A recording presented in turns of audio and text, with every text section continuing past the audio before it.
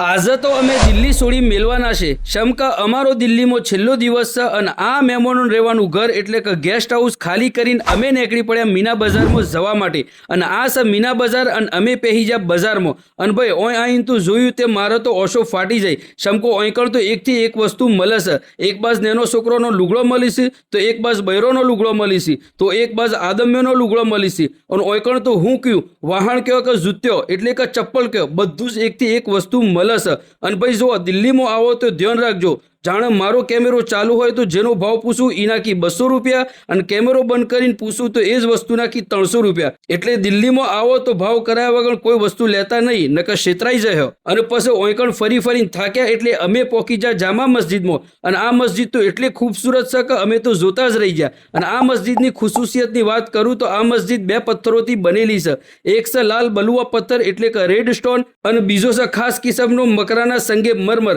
એટલે કે માર્બલ ગમે તેટલો તડકો હોય તમારા પગોમાં કત્તીએ ના બળાય અને પછી અમે પહેરી જા મસ્જિદના અંદર અને ભાઈ જુઓ તો ખરા હું ખૂબસૂરત મસ્જિદ છે અને આ ખૂબસૂરત મસ્જિદને જોઈને દિલ ખુશ થઈ ગયું પછી હું અમારો અહીંથી મુંબઈ જવાનો થઈ ગયો તો ટાઈમ એટલે આ ખૂબસૂરત મસ્જિદને અલવિદા કે નીકળી પડ્યા રેલવે સ્ટેશન પર જવા માટે અને હોબળો હજી મુંબઈના વ્લોગ આવવાના બાકી છે એટલે અમારા આ વિડીયોને ઠોકો લાઈક કરો શેર અને સબસ્ક્રાઈબ તો કરજો જ।